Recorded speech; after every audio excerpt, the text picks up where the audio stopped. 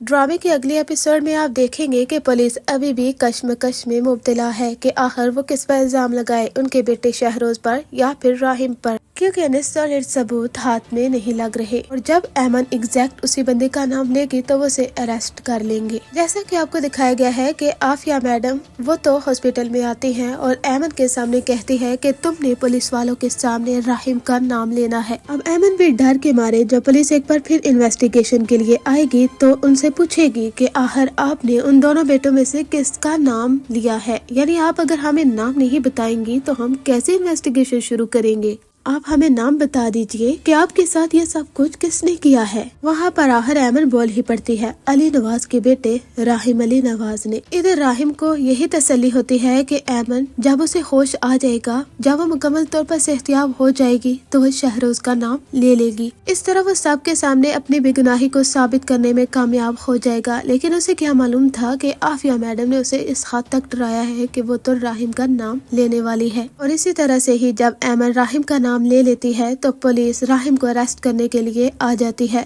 उससे पहले आपको ये भी दिखाया जाता है कि एमन आहिस्ता आहिस्ता ठीक होना शुरू हो जाती है। जब वो अपने घर होती है तो वहाँ पर राहिम उससे कहता है कि एमन मैं तुमसे मिलना चाहता हूँ, एक बार जानना चाहता हूँ कि तुमने मेरा नाम क्यों लिया है, हालांकि तुम जानती थी कि तुम्हें ब्लैकमेल कौन करता रहा, तुम्हें हरास कौन करता रहा था, यहाँ तक कि जब तुम पूल में गिरी थी तो मैंने तुम्हारी जान बचाई थी। मैं जानता हूँ तुम्हारे साथ जो कुछ किया है किसने किया है, लेकिन अगर तुम बोल दोगी तो मेरी बेगुनाही साबित हो जाएगी। एमन आखिर ये सब कुछ क्यों कर रही हो, इसके पीछे क्या वजह है। लेकिन वो कैसे बताए कि उसकी मोम के डर की वजह से वो ये सब कर रही है। और वैसे भी एमन की 20% दिमागी हालत मुतासिर हो चुकी है। जब राहिम उनके घर जाता है तो उनका कजन जमाल वो राहिम को काफी मारता पीटता है और वहाँ से राहिम को एक बार फिर लौटना पड़ता है। यानी हर तरफ से इल्जाम राहिम पर आ जाता है। एक तरफ एमन ने इल्जाम लगा दिया और एग्जैक्ट राहिम का नाम ले लिया, दूसरी जानब उसकी सौतेली माँ ने अपना असली रूप दिखा दिया। बाई तो इसका घटिया निकला कि सारा का सारा इल्जाम राहिम पर लगा रहा है, यहाँ तक कि अपने बाबा को आहिस्ता आहिस्ता राहिम के मुकम्मल तौर पर खिलाफ कर रहा है। दूसरी जानब माहिन जैसी लड़की अगर सच्ची मोहब्बत करती होती तो वो जानती कि जो उससे मोहब्बत करता है वो कभी भी किसी लड़की के साथ ऐसा नहीं कर सकता।